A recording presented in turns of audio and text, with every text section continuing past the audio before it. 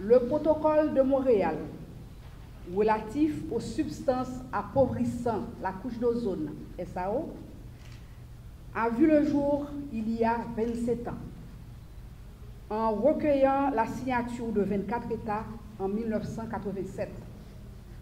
Aujourd'hui, 197 États sont partis au protocole.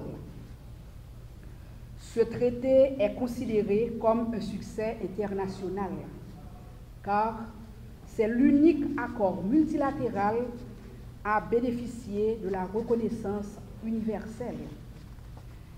Et c'est le fruit de l'engagement de la communauté scientifique, de la communauté mondiale, de l'industrie internationale et des bureaux nationaux de l'ozone, communément appelés BNO, entre autres.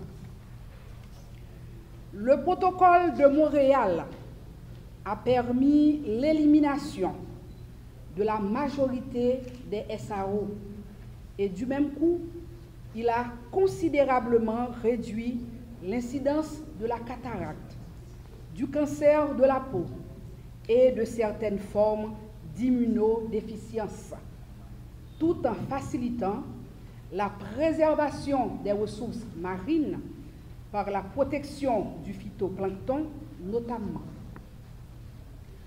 Malgré ces victoires partielles, la mission se poursuit.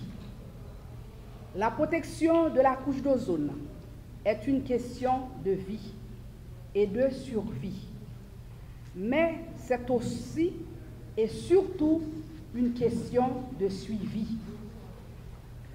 D'où l'obligation de redoubler d'efforts afin d'assurer la régénération de la couche d'ozone vers 2065 et d'éviter que la hausse de température n'aille au-dessus de 2 degrés centigrades vers 2050.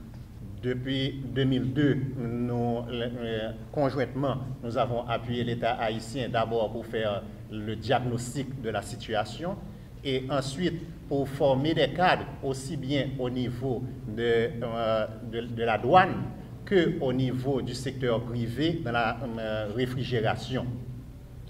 Comme le message du secrétaire général des Nations Unies l'a indiqué tout à l'heure,